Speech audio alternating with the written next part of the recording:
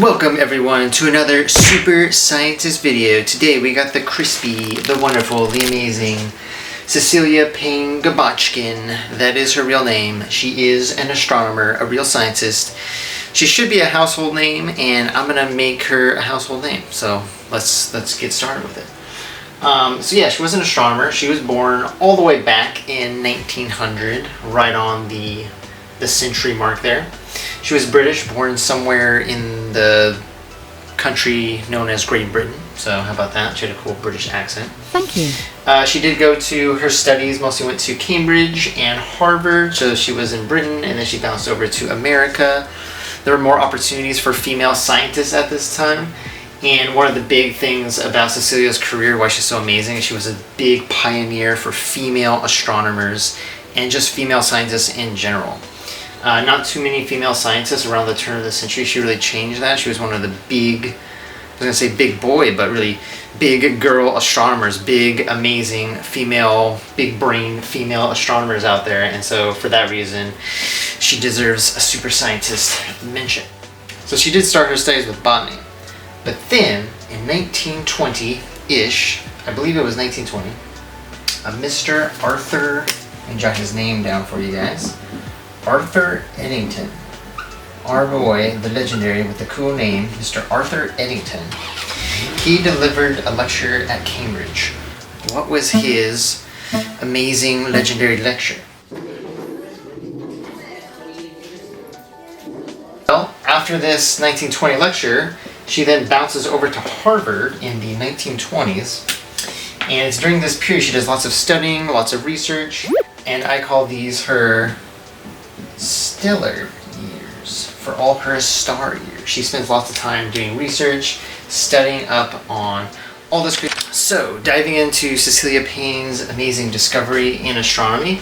So, as I said, in 1920 she does tons of research here. So she's researching these plates at Harvard in the observatory. She earns a scholarship, goes over to Harvard, and after hearing Eddington's speech, and she starts diving into physics and astronomy.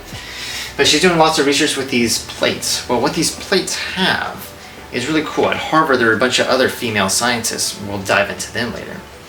But at the observatory at Harvard, they had collected a bunch of plates from all this data that astronomers and scientists had gathered over the years and decades. They had huge collections of these plates with all these different spectral lines of stars. And they had spectral lines of our sun, our nearest star. So all these plates, they really gave like a fingerprint, if you will. They almost had like little fingerprints. They're like little spectral lines. All these little plates are little lines, and each element kind of gives off a certain kind of color of that line. So you can kind of pick and choose which element is which based on which lines, which colors are present. So Cecilia is studying that stuff. And in 1925, she writes her PhD thesis, her legendary thesis called Stellar. It has a longer name, but we ain't gonna get into all that.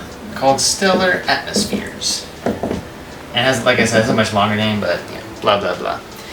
Most astronomers aren't great at naming stuff, as we'll find out. They name like comets and meteors, all this like 1834 XYZB Dragon or whatever.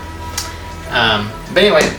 So it has a much longer title, but the main headline is Stellar Atmospheres, and in it she describes that she has discovered, with all her crispy data, she has discovered the fact that the sun, the primary ingredients of the sun, is none other than hydrogen. So when she was studying this stuff, she's like, wow, hydrogen is peeking out, or peering out, if you will. Hydrogen, the lines for hydrogen were like through the roof. They're like millions of times more than what they should be. She was studying the other composition of other elements. She also noticed some other metals and stuff, but it was mostly hydrogen and also a ton of helium. Other astronomers before her had kind of noticed this too, but they did not make the leap that Cecilia did. Big brain Cecilia over here. They did not make the leap and write a PhD, write thesis saying that hydrogen is the main component of stars. They were too scared. They were like, I don't know, it's kind of weird, I'm not really sure. A lot of astronomers, scientists at the time probably thought some blah, blah, blah. They thought something was wrong with the data. they thought somehow in their collection, somehow they had messed up their data.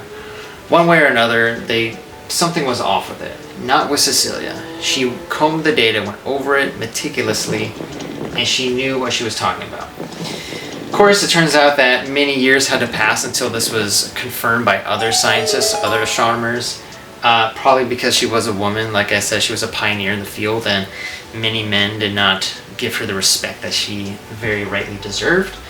But it turns out a decade passed, and after that, another astronomer, Henry Norris Russell, who we'll talk about, a very noted astronomer, he's like, I think this Cecilia Payne girl, I think she's got something here.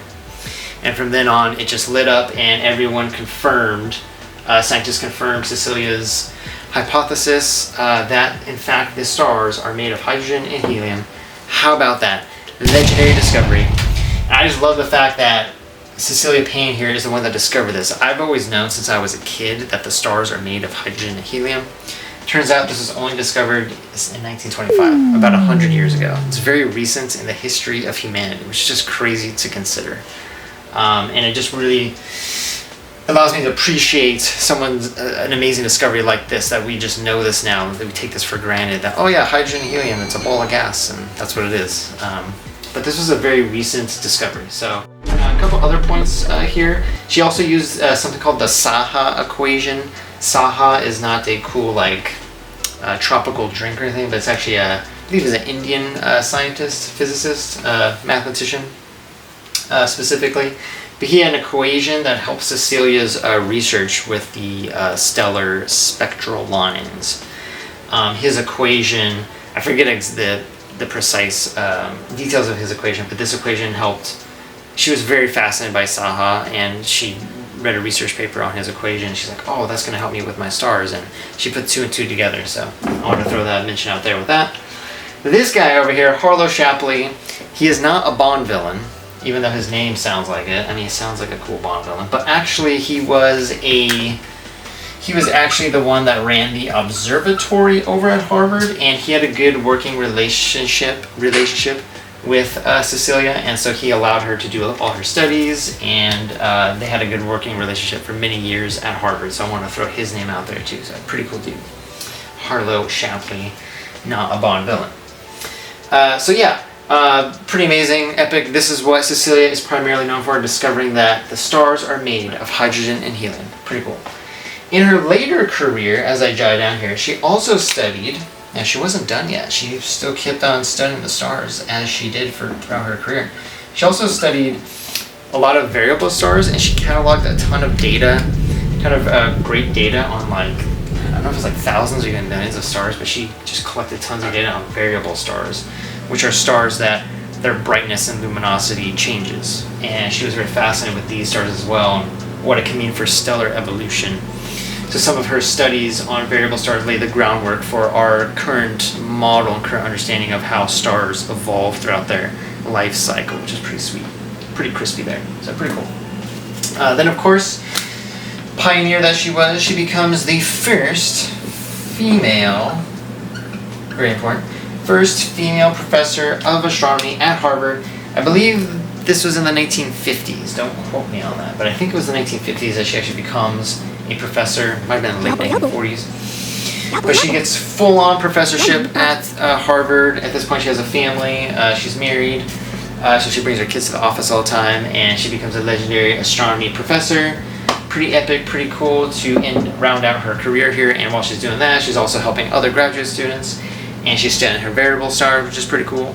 One final point, her last name, Gaposchkin, as I said. She actually married a Russian guy with that last name. That's why she has the hyphenated last name, Payne-Gaposchkin. But I always love to end it like this. Gaposchkin is actually the sound a supernova makes. Gaposchkin, how about that? So, the sound a star makes when it explodes is Gaposchkin. So think Cecilia Payne when you see another supernova, or you hear a supernova, or you hear about a star dying and exploding everywhere. It's going Gaposchkin.